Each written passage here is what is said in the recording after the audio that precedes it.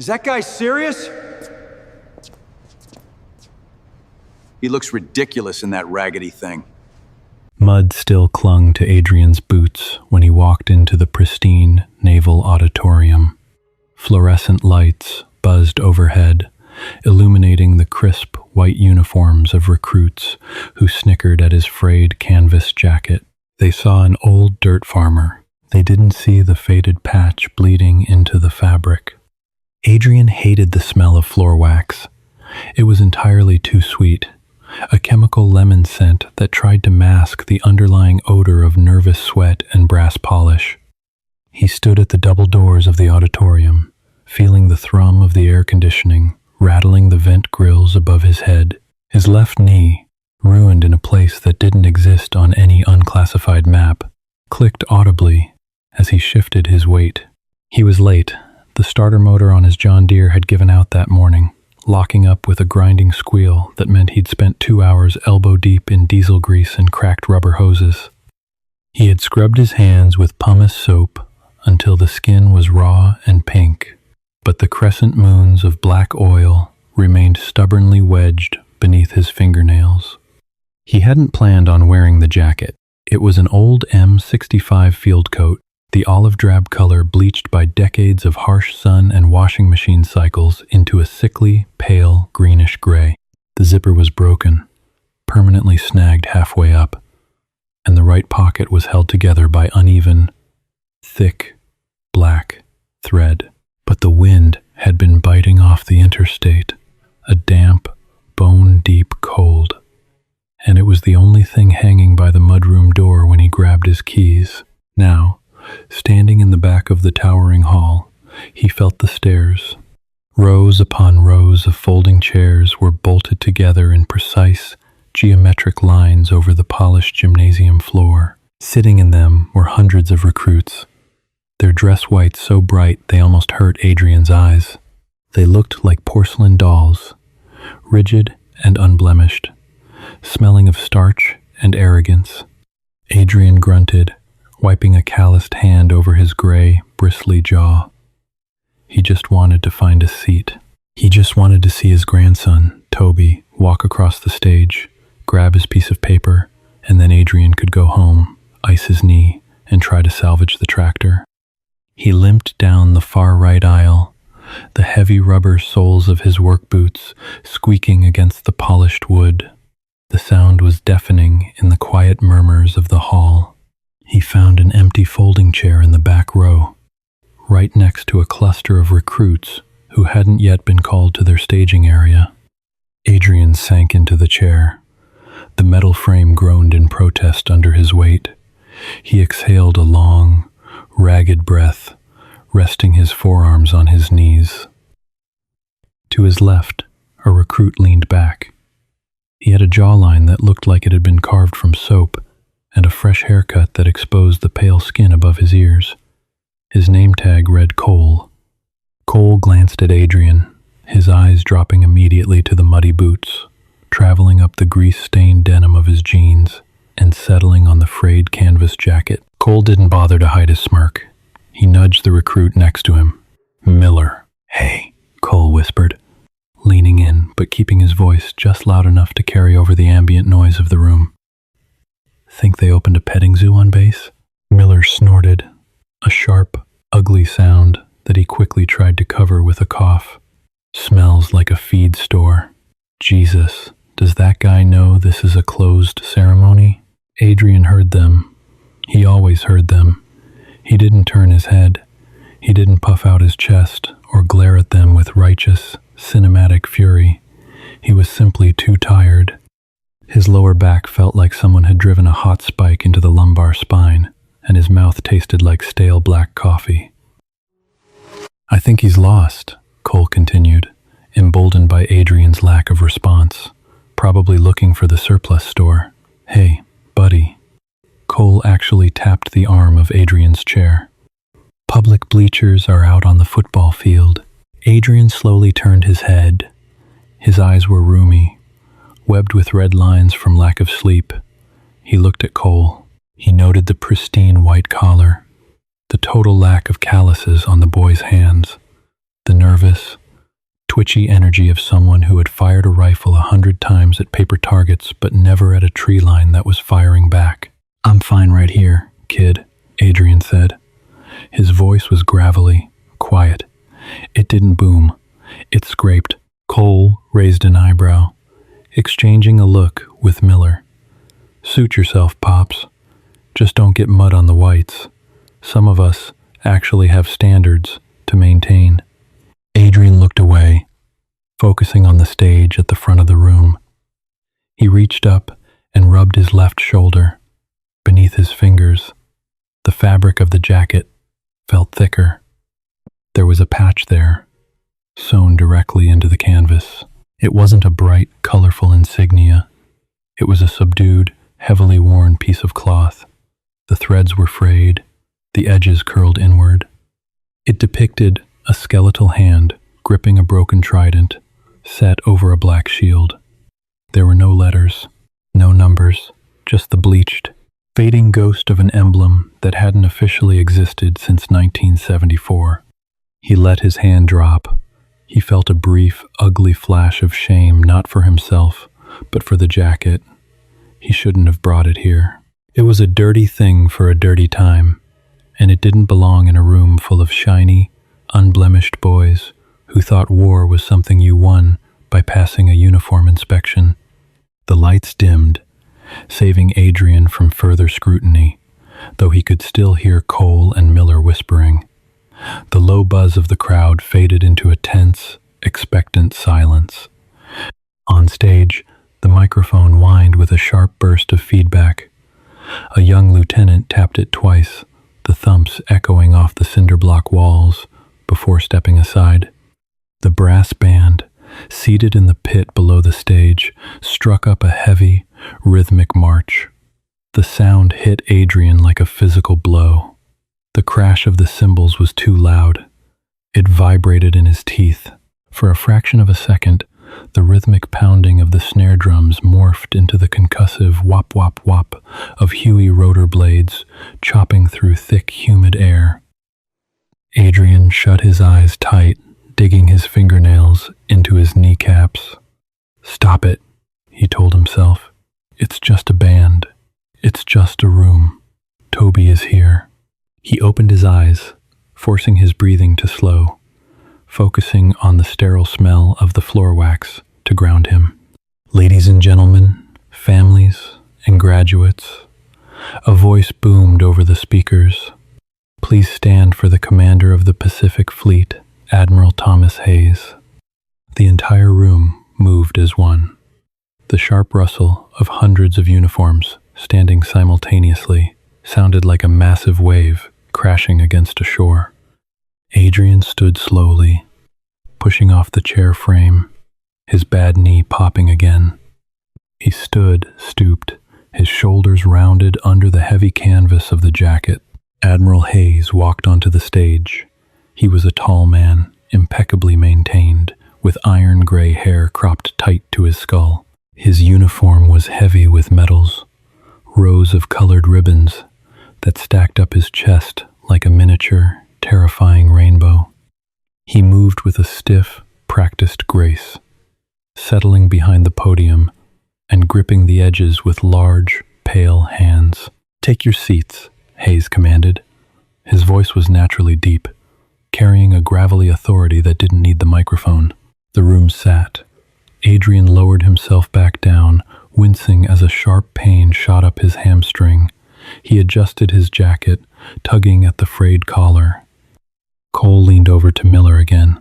"Look at the left shoulder," he whispered, nodding toward Adrian. "The patch." Miller squinted in the dim lighting. "What is it?" "Looks like a moth ate it." "Probably some fake tactical garbage," Cole sneered softly. "My uncle bought a jacket like that at a flea market. Thinks he's a badass because he hunts deer." Adrian heard them. He felt a dull ache in his chest, a heavy, suffocating sensation that had nothing to do with his heart and everything to do with the 50 years of silence he had carried. He looked down at his rough hands. He didn't want to explain to these boys what that patch meant. He didn't want to tell them about the smell of cordite or the way mud felt when it was mixed with blood, or the sounds men made when the canopy trapped the heat and the radio went dead. He just wanted them to shut up. On stage, Admiral Hayes began his speech. It was standard military rhetoric. Duty, honor, the unbroken line of defenders stretching back generations. Adrian tuned it out. He watched the stage lights reflect off the polished brass of the Admiral's belt buckle. "You sit here today," Hayes was saying, his voice resonating through the large speakers, "because you have proven you can meet the standard. You have proven you can endure. But the uniforms you wear are white for a reason. They are clean. They are untested." Hayes paused, letting the words hang in the air. He began to scan the room, his eyes moving over the rows of young, eager faces. It was a practiced speaker's trick, making eye contact to build intimacy. Adrian shifted in his seat, trying to find a comfortable angle for his back. The canvas of his jacket scraped loudly against the plastic backrest of the chair. It was a harsh, abrasive sound in the quiet room. Cole sighed dramatically, shooting Adrian an annoyed glare. "Jesus, sit still," he muttered under his breath. Adrian ignored him, reaching up to scratch his jaw. As he moved his arm, the jacket shifted, pulling tight across his shoulders. The pale stage lighting caught the faded, skeletal hand gripping the broken trident on his left shoulder. On stage, Admiral Hayes's eyes swept over the back rows. "You will face," Hayes started, his voice booming. Then he stopped. The silence that followed was abrupt and jarring. It wasn't a dramatic pause. It was a mistake. The microphone picked up the faint sound of the Admiral inhaling sharply. Adrian didn't notice at first. He was busy rubbing a smudge of dried tractor grease off his thumb. But the silence stretched. 5 seconds, 10 seconds. A low murmur rippled through the front rows.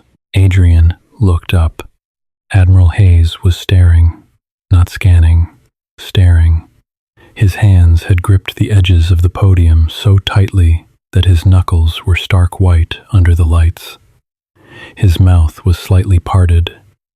He was looking directly at the back right corner of the auditorium. Cole sat up straighter, a sudden, panicked thrill running through him. He thought the Admiral was looking at him. He quickly checked his posture, making sure his chin was tucked, his shoulders squared. But Hayes wasn't looking at the pristine white uniform. He was looking over Cole's shoulder. "Sir?" The young lieutenant offstage whispered loudly, taking a hesitant step toward the podium. Hayes didn't hear him. The color had drained from the Admiral's face, leaving him looking older, fragile. He blinked, once, hard, as if trying to clear a mirage from his vision. His eyes remained locked on the faded, ruined patch of canvas sitting in the very back row. "Excuse me," Hayes whispered into the microphone. The sound was soft, almost entirely lacking the booming authority from moments before. He let go of the podium. He didn't turn to his aides. He didn't issue a command.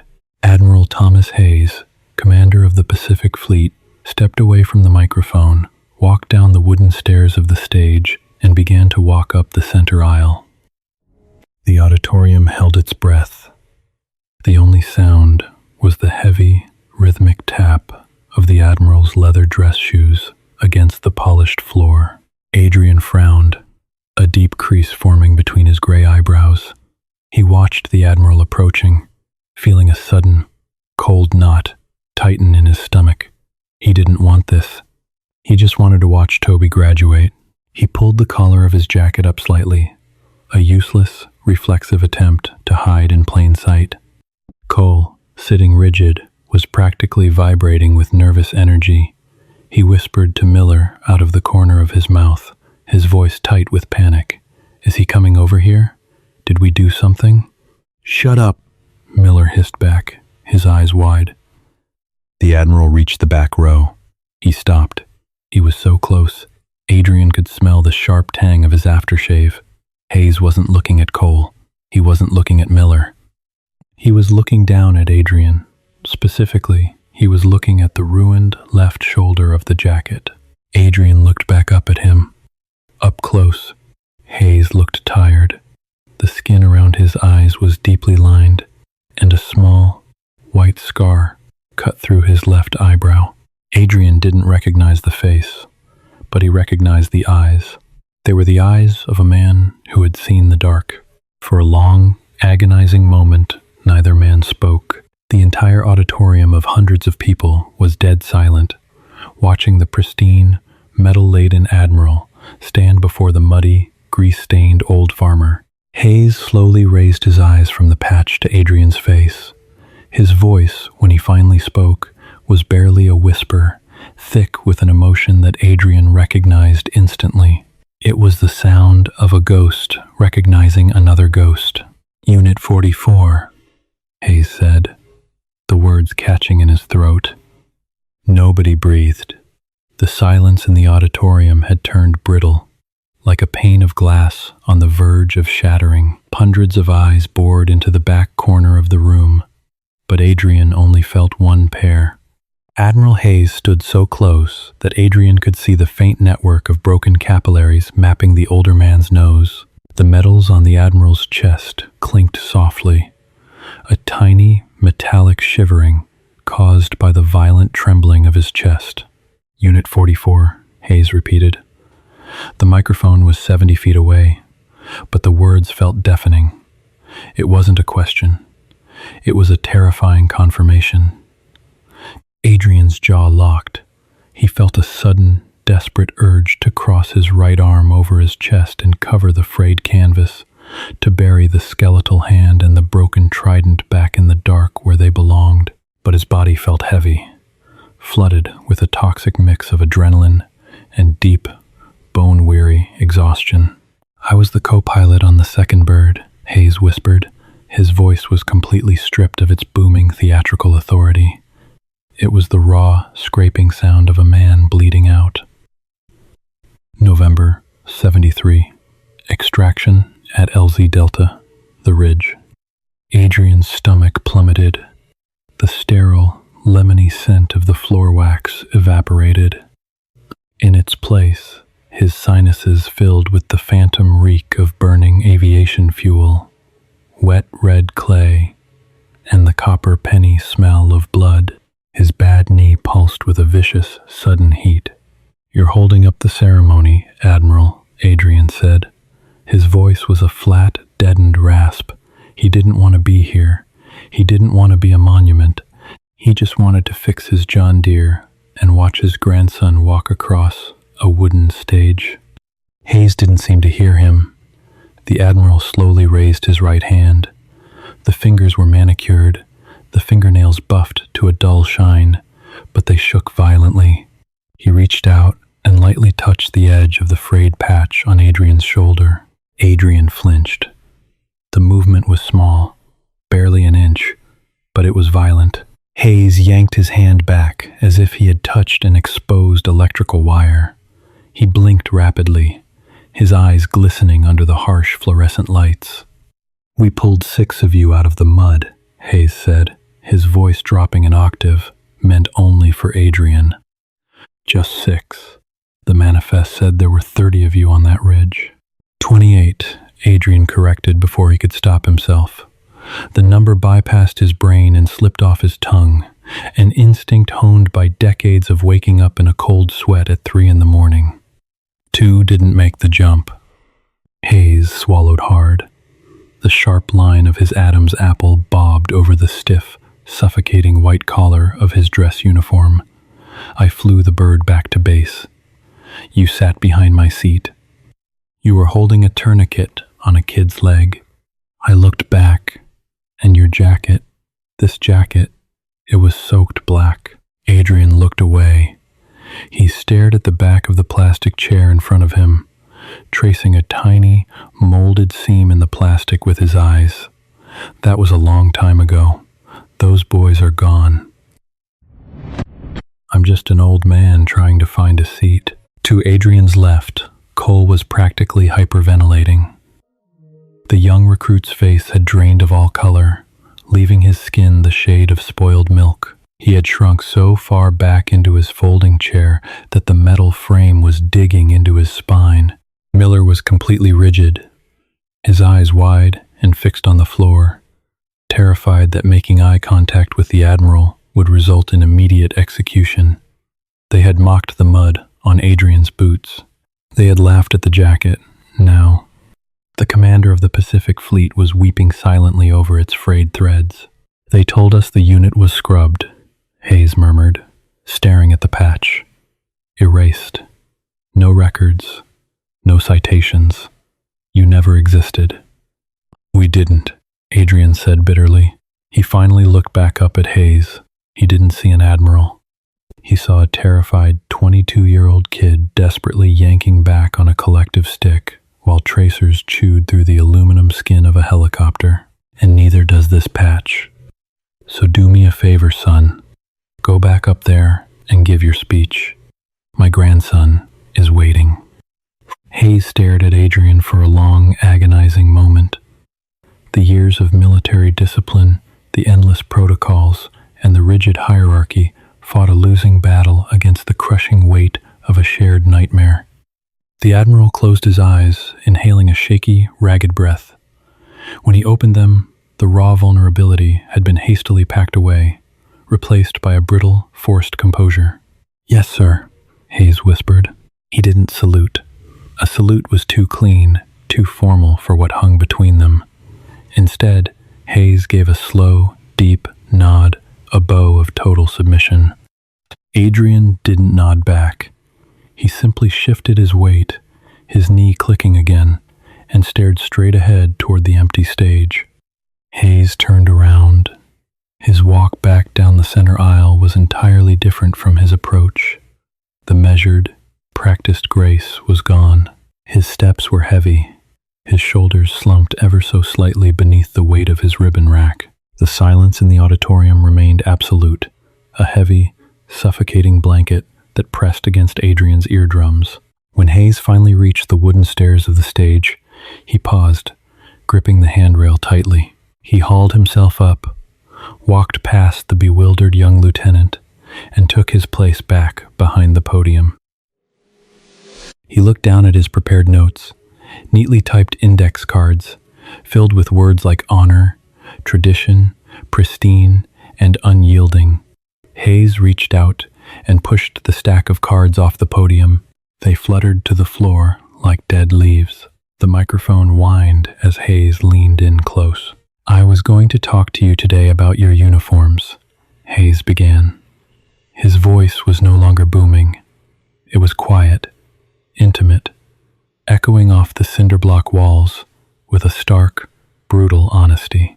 "I was going to tell you to keep them white, to wear them with unblemished pride." Hayes looked up, his eyes scanning the crowd, deliberately avoiding the back right corner. "But a uniform is just cloth," Hayes continued, his voice tightening. "It is fabric and thread.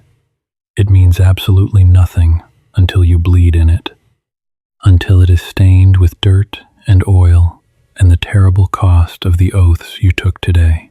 You look around this room, and you see pristine white, but the only reason you get to wear it, the only reason any of us get to stand here in the light." Hayes choked on the words.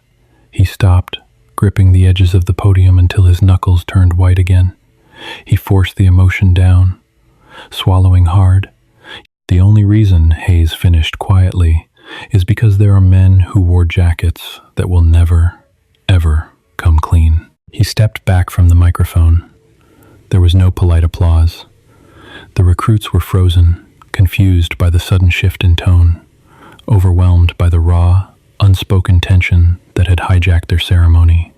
The young lieutenant rushed forward, nervously tapping the microphone and clearing his throat to call the first row of graduates. Adrian let out a long, slow breath. The tension in his back eased slightly, but the throbbing in his knee had become a persistent, fiery ache.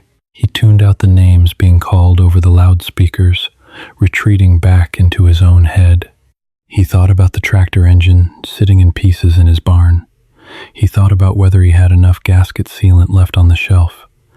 He thought about anything except the damp jungle heat and the deafening roar of rotor blades. It took 20 minutes for them to reach the M's. Tobias Miller, the lieutenant announced. Adrian sat up straighter. A tall, broad-shouldered boy in crisp dress whites walked across the stage. Toby moved with a fluid, easy confidence that Adrian hadn't possessed in 50 years.